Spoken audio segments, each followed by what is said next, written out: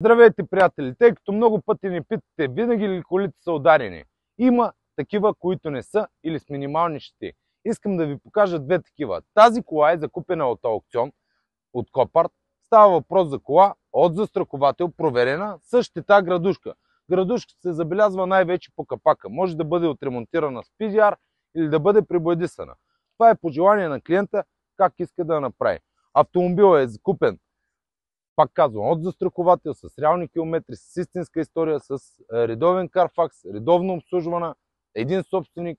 Изобщо става въпрос за автомобил, който купувате и знаете какво взимате.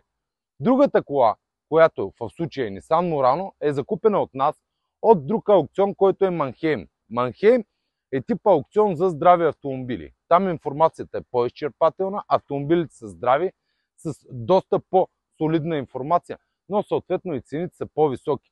Въпреки това, когато дадете малко повече пари в Щатите, съответно пестите пари в България. Този автомобил е нагледен пример.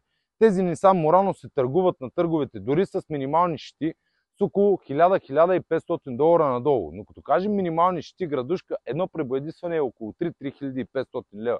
Иска нерви, чакане, време, майстори.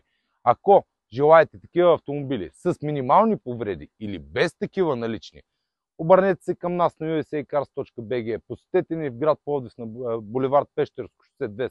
Ще намерим всичко, което искате в рамките на вашия бюджет, ще го доставим в рамките на 2 месеца и мисля, че ще успеем да направим една добра покупка за вас, за да останете доволни, че в рамките на вашия бюджет сте си взели един истински автомобил, такъв какъвто желаете. Благодаря ви за доверието.